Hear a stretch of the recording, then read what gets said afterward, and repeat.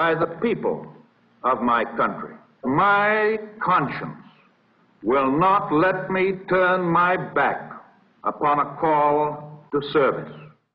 The Republican nominee, Wendell Willkie, was a political novice from Indiana.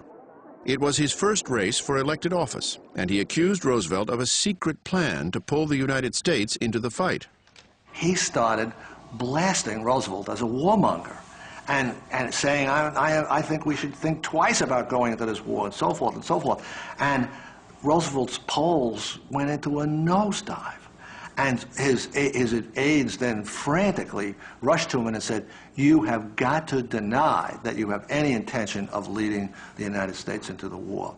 In late October 1940, a week before Election Day, the president made a promise he was told he had to make, but feared he couldn't keep. I have said this before, but I shall say it again and again and again. Your boys are not going to be sent into any foreign war. Impulsively, he made that statement, which right away Eleanor knew was a mistake, because she said, you cannot promise something that you can't deliver on. But it was just one of those campaign things you say, and he was hurt by saying that later on. It was not his finest moment. Roosevelt was trapped. He understood that if Britain fell, Americans would be living at the point of a gun. But defeating Hitler would almost certainly cost thousands of American lives, a price the country seemed unwilling to pay. Over the next 4 years, FDR would shake the country loose from its isolationist roots, initiate the greatest mobilization in the history of the world, and win a war that would transform the United States into a global superpower. Together, they would add up to the greatest set of challenges any president had faced since the darkest days of the Civil War.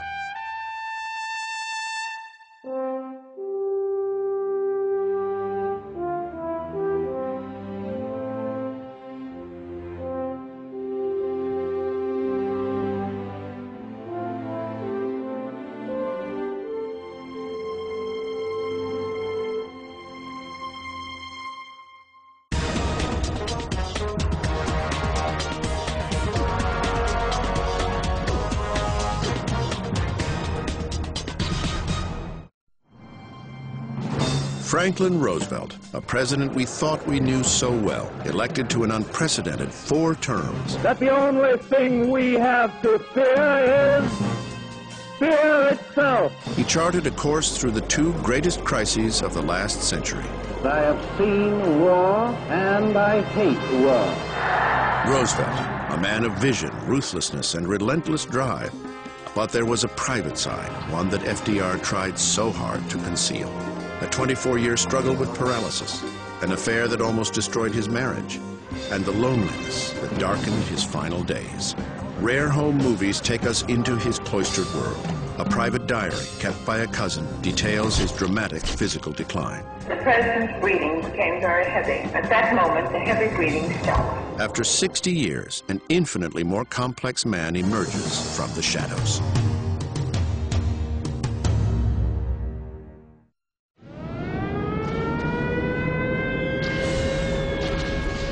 Night after night, the planes came out of a darkened sky. The full wrath of the Third Reich reduced much of central London to rubble.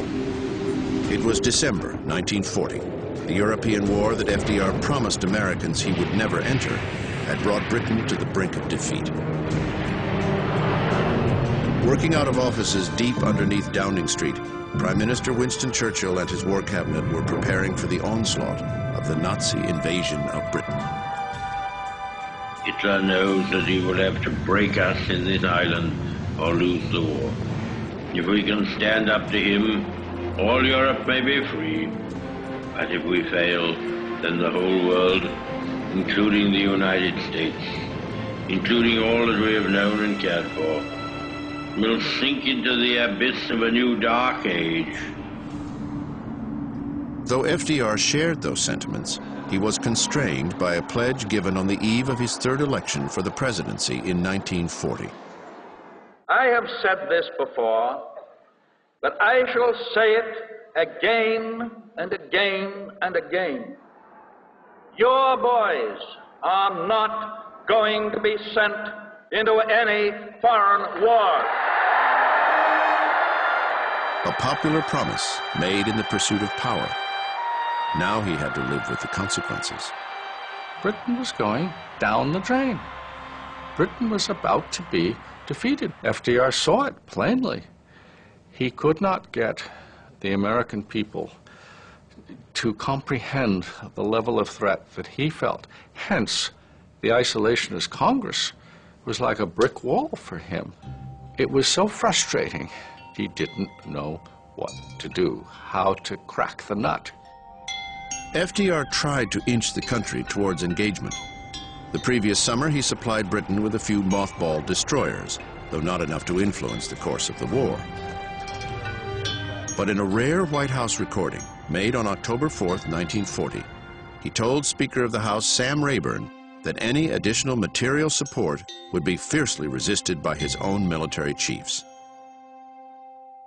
There'll be a lot of people that will say, my God, we ought to keep some of these planes back here. We haven't got enough of these planes to defend ourselves. We ought not to send every other plane over to England. We haven't got enough anti-aircraft guns for Boston, New York, Washington, D.C. And there'll be a demand that we pull right inside of ourselves, and keep everything we're making for our own defense. Roosevelt needed time to think, to find a way through the fog of war.